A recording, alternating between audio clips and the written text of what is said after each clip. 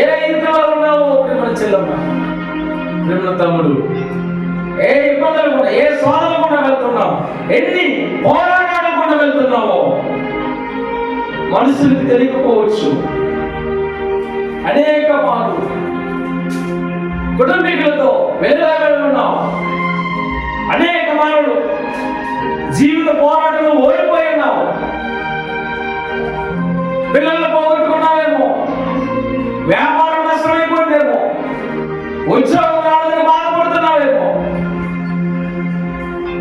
జీవితంలో సంతోషం లేదు, సమాధానం లేదని వేదన చెందుతున్నావేమో. ఆయన అంటున్నాడు, ప్రయాసపడి భాగమవుతున్న సమస్త జనులారా నా ఎత్తుకు రండయ్యా, నీకు విశ్రాంతి కలుగు చేస్తాను.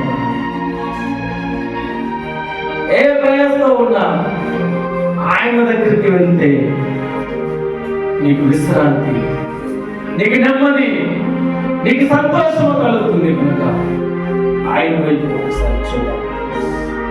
ఒకసారి చూద్దాం, ఆయన అంటున్నాడు, నీ గుమ్మములను, నీ గడియలను నేను బలపరిచి ఉన్నాను, నీ పిల్లలను నేను ఆశీర్వదించి ఉన్నాను. ఎంత గొప్ప మాట! ఓ ప్రియమైన దేవుని సంగమా, ఇలాంటి వాగ్దానం ఇచ్చినటువంటి వారు ఎవరు కనిపించని లోకంలో. ఎంత బలమైన వాగ్దానము!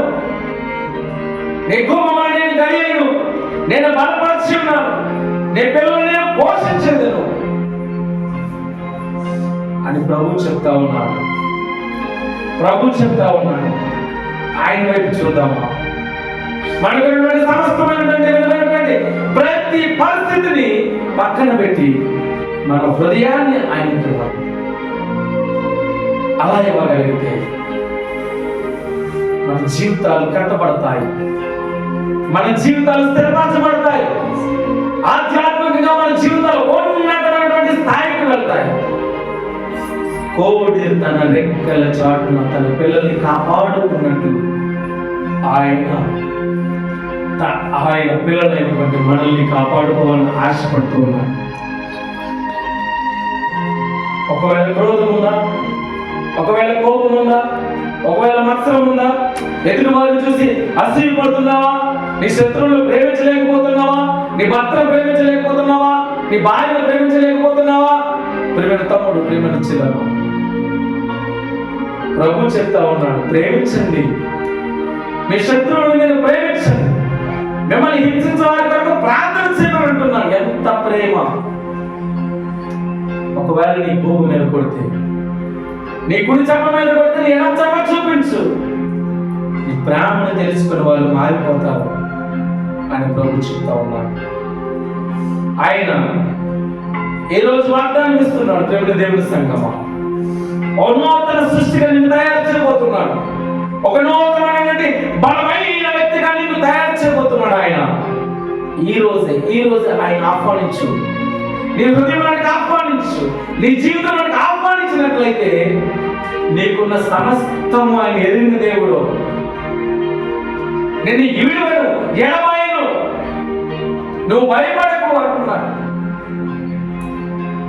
కనుక ఆయన వైపు ఒకసారి మనం చూద్దాం, ఆయన వైపు చూసి ప్రార్థించుకుందాం. మహాపరిశుద్ధుడా, జీవాత్మక జీవుగా యేసుక్రీస్తు ప్రభువా, నీకు వందనాలు, స్తోత్రాలు చెల్లిస్తున్నాం. యేసయ్యా, ఇదిగో మీరు వాగ్దానం ఇచ్చారు, మీ గుమ్మములను, మీ గడియలను బలపరుచున్నాము.